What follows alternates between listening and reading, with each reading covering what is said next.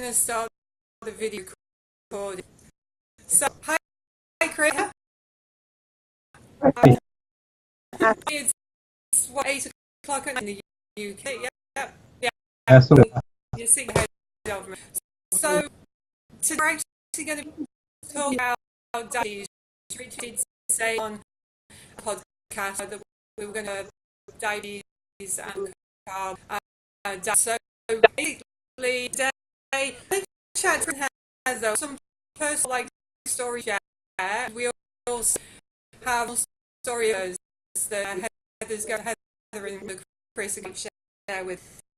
So one thing that I want to start off with was just a statistic. Even though my work when I do watch doing past videos is people and things I have to read because obviously the six I remember the more like pea brain. So just statistics I pulled from like and sources here, and anybody that type 2 diabetes 2 times more likely to suffer heart attacks or stroke, and in Canada 8% of Canadians who have 2 diabetes actually die of stroke and stroke heart attacks.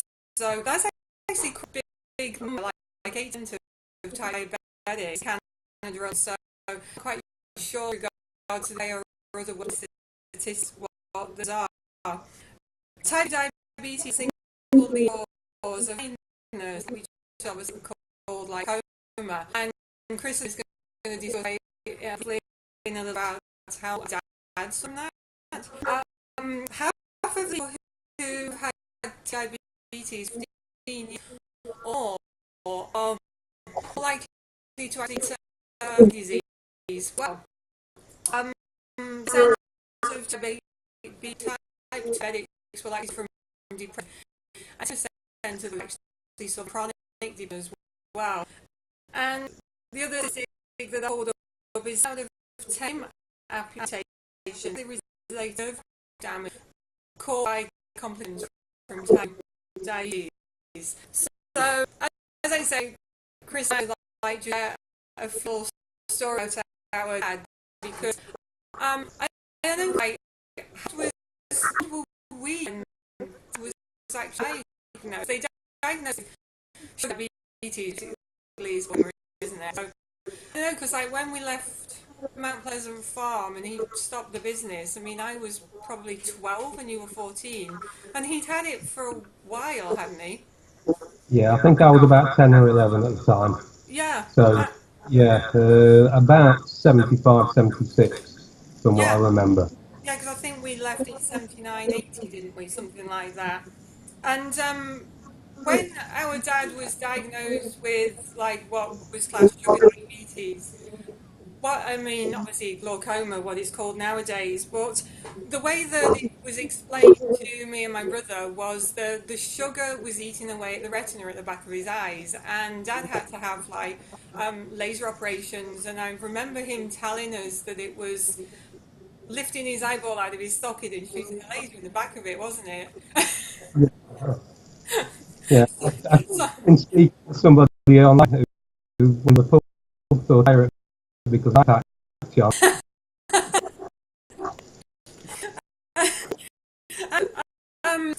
I know like, with diabetes, like I'm sure that you remember, because like we actually did it funny, like time we did how it was.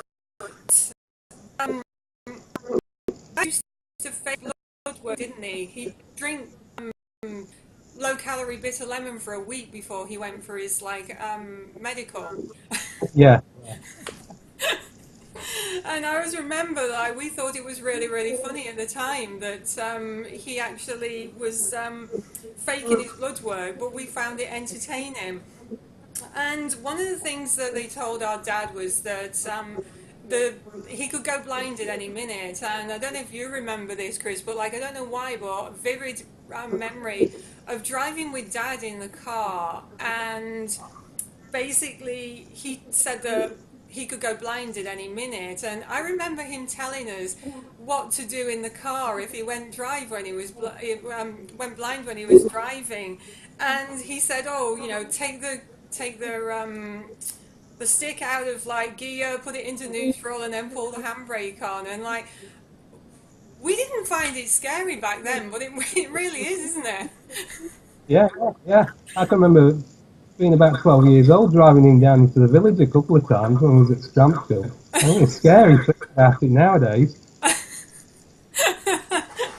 I know, because like you say, obviously we learned to drive on a tractor, so and one of, like I say, one of the things with, like I said, with the statistics, the type 2 diabetes is the single leading cause of blindness here in Canada. And so I'm sure that the statistics are like similar, like worldwide as well. But again, obviously, the statistics that I read about, you know, 80% of Canadians with type 2 diabetes are actually going to die of a heart attack or stroke. And so that's like, that's where I want you guys to like come in and to just like discuss a little bit about what happened with Heather, because obviously you've got type 2 diabetes, haven't you, Heather? You've managed to get it under control. Yep. Yeah, we can sit. Yeah, yeah. So, Chris, do you want to just kind of like share a few things with us with regard to what happened with Heather and her heart attack? Yeah, yeah, certainly. Well, as all her friends will know, we was on holiday in Scotland in a remote area. Heather thought she'd got a, you know, Heartburn. yeah, a bit of heartburn. Tried to find some Gaviscon. It was a little bit more than that.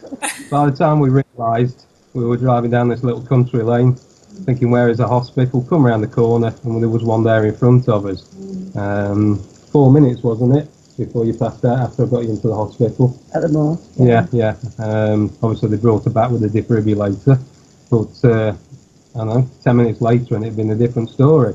Well, yeah. And so, what did the doctors tell you over there with regard to Heather's diet and like follow-up treatment? Well, basically, we were given the Eat Well guide, which you'll probably have something similar over Yeah. there, as Zoe calls it over here, the Eat Badly guide. Told that cholesterol was causing it, put her on statins, and said, away you go and see your doctor. Yeah. Then I got the blood test, because I told them to get me a copy of the blood test. I didn't understand them, but I think at the time I sent them to you. It turns out she got low cholesterol, but they'd sent her home with statins to lower her cholesterol because the cholesterol was causing it. No, I mean, we know that's total rubbish now, but back then, you know, it seemed reasonable until I found out, you know, how the body works. And then we'd started making changes, and she's still here now, so it must be working. Well, yeah. So you actually started following like a low carb diet, didn't you? Yeah, that's right, yeah. Yeah. I mean, diabetes, it's too much sugar in the blood. It's caused by a lot of processed carbs, so why feed your body on the stuff that's making you ill? Well, exactly, yeah. And Yeah. and again, like I mean, we're going to be following up with another video like podcast like after this one, but you've actually been following like the ketogenic diet, haven't you? Primarily, That's, anyway. Oh, No. sorry, yeah, Hi. like it's okay. I thought like the sound went and I'm just like looking at like my little recorder at the side of my podcast, and I'm like, I hope it's recording, but at least like we're getting it on video, even if like it's not on the recorder. But like I say, I'm technically challenged, and Richard's not here, so there's actually no hope whatsoever for me. So. that's reading fine. And again, like one of the things with regard to diabetes, like I said, it's like true that it's caused by a lot of like sugar in the diets, like too many processed like carbs. But I was actually, and I did actually write this down, like because Richard like shared a webinar with me earlier. And one of the things, and I have to like read this out to you because I can't remember it because I've only like listened to it not long ago. And actually, when it comes to diabetes, a lot of the times it's not always driven by the problems with the pancreas. And there was a lady, her name is actually Terry Cochran, and super knowledgeable lady that was on this podcast, well, webinar, and she actually said that it could be related to your adrenals because they're actually over secreting cortisol and epinephrine, which are both sugars and fats. And so, if your liver's not able to assimilate the fats to manage the insulin, then it's going to obviously result in like type 2 diabetes because it's not really the pancreas that's driving the problem, it's actually other organs in your body that are. So it just was like really interesting to like actually listen to her. And I wanted to share that with you because obviously sometimes, like you say, the doctors are medically driven and the medical doctors like have like a role and basically they're medically driven, they're there to like treat with like drugs, whereas obviously we're the opposite side of the fence and we obviously want to treat it with like lifestyle changes as well. And one of the stats that was on the ones that I read out at the beginning, obviously, that 7 out of 10 limb amputations are related to nerve damage as a result of like type 2 diabetes complications. And like, I remember going to visit my dad's mum, Nana, in hospital, like, because like, do you want to just like share your thoughts on this? Because like, she was a force to be reckoned with, wasn't she? Exactly. Yeah, you didn't argue with her, did you? No. It's jump. You asked how high. Yeah. And our Nana, she actually, she had complications with diabetes, didn't she? And she actually did, was it like gangrene that she got in her foot? Yeah, it was. Yeah, I think she had a leg taken off just below the knee from memory.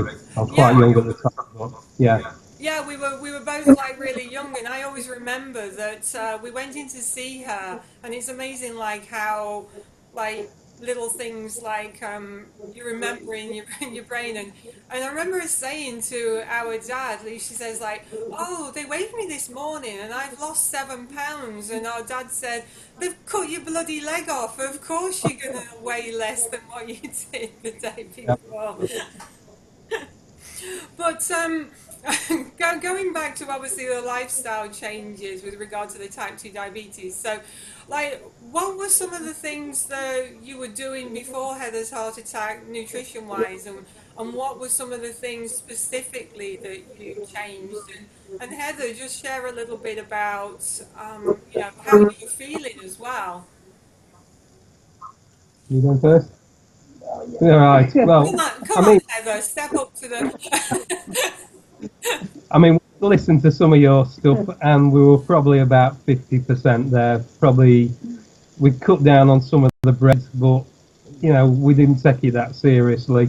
Um, now we know, so we've sort of cut out all the processed stuff like bread, pasta, all the sugar's gone.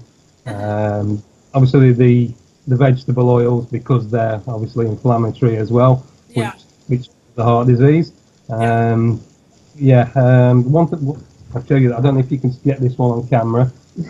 This is one that we use in the public health collaboration, and it basically represents how much food will spike your glucose levels compared to a teaspoon of sugar. And you look at some of these, small bowl of rice is equivalent to 10 teaspoons of sugar. yeah. A white potato, 150 grams, 9 teaspoons of sugar. A small bowl of cornflakes, 8 teaspoons of sugar. I mean, we're eating pudding for a meal. Yeah, exactly. Like, injecting it blood stream. Yeah. One I've got here, the standard healthy breakfast, which is recommended for us. Cornflakes, small bowl, 8.4 tablespoons of sugar. Some skimmed milk, a teaspoon of sugar. One slice of brown toast with nothing on it, 3 teaspoons of sugar. And a small glass of fruit juice, 8.6 teaspoons of sugar. That's 21 teaspoons of sugar for breakfast. That's what the Eat Well Guide recommends we eat. And they wonder why diabetes has gone through the roof. I know, and like the statistics are like phenomenal. But we actually have, like you said earlier, like something similar over here called the Canada Food Guide, and it was very like biased towards like grains and breads and like carbohydrates. But they've actually this last year, or last year, should I say, I think it was, they actually sent out a survey wanting people's like opinions, and they actually are going to be revising the Canada Food Guide. So it's like unusual for like us guys to be ahead of like other countries or whatever. But hopefully, maybe what is it? The organisation that you're in? Did you say the Health collaboration. yeah, the health collaboration, like maybe like that's something that might obviously develop like over in the UK maybe. So let's hope so anyway.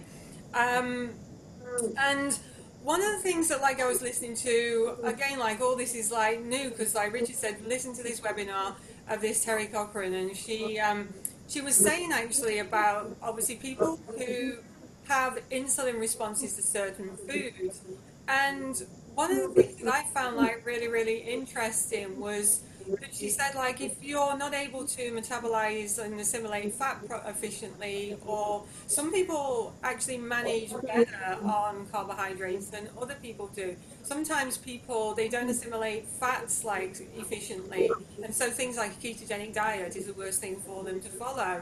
But then they were finding that some people were having a higher insulin and glycemic response to proteins than they were to actually like carbohydrates.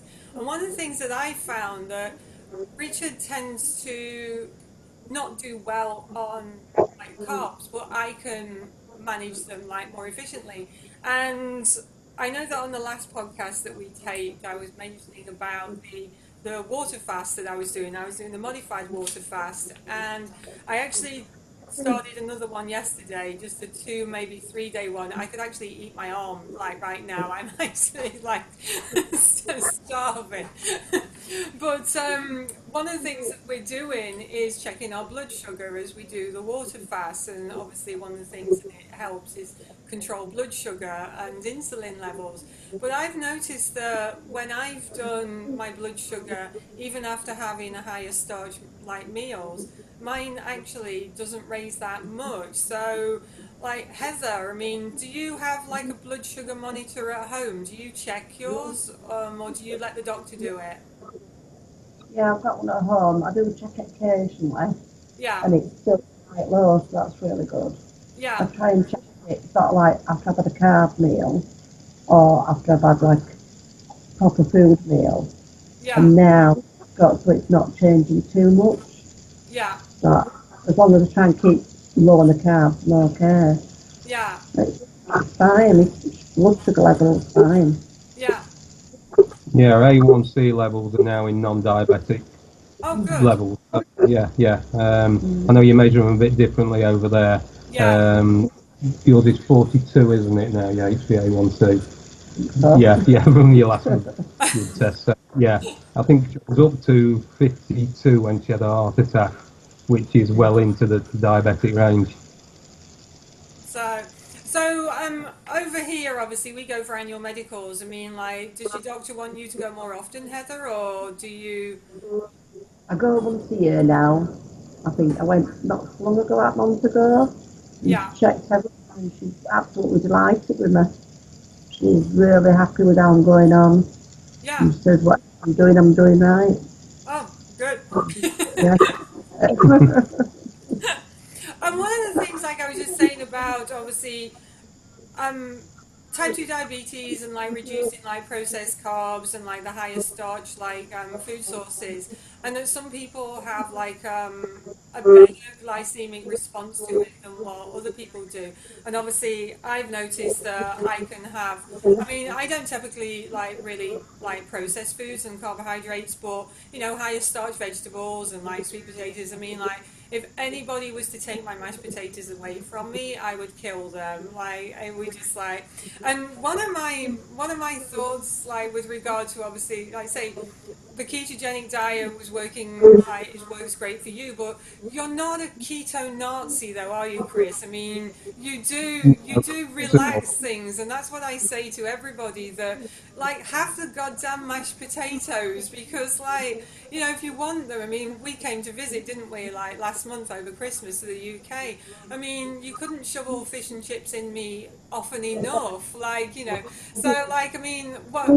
How do you do the 80-20 rule, or I know that you said like on messages to me before that you will like do you'll go out, you'll have fun, like, so like what do you do? What's your typical week? Do you relax things at weekends, or?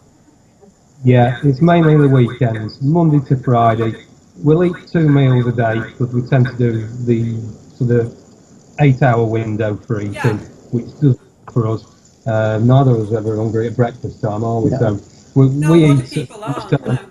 No. Uh, Do breakfast. so we have the 2 meals, which are typically in the ketogenic range, pretty much below 20 grams of carbs per day.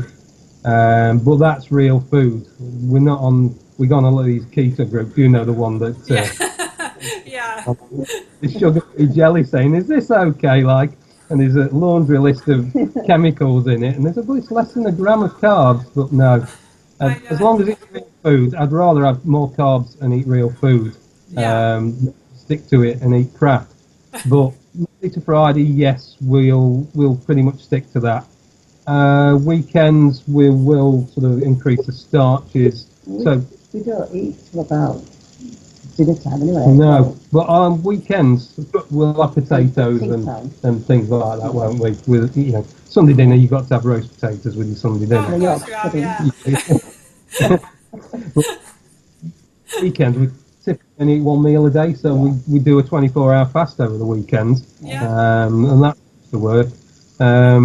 We do try and keep the grains out, apart from an ounce and a half of flour for a couple of Yorkshire puddings, and that is about it. We don't eat. The other year we bought a loaf of bread to make the stuffing for the turkey at Christmas. We kept going in and fetching the odd slice out. We'd have a bacon sandwich every 3 months or something. It took us a year to finish a loaf of bread. No. Before that we were eating 3-4 loaves of bread a week. Yeah. Yeah. Now a loaf of bread was a year. I mean, and talking of like bread, one of the things that we suggest to clients, and like we actually have some in our freezer, is like sprouted grain bread. And the sprouted grain process actually does a lot of the work for you, and it means that like with regular like white breads, like your digestive system has to work really hard to like break it down. But with sprouted grain, like the actual process does a lot of the work that your digestive system would normally do, and also it's lower glycemic, so it doesn't spike the insulin as much. So I always say to clients, if you want bread, and we have bread, like we'll probably have like say a bacon sandwich on a Saturday morning or something. And the sprouted grain options is like better for you.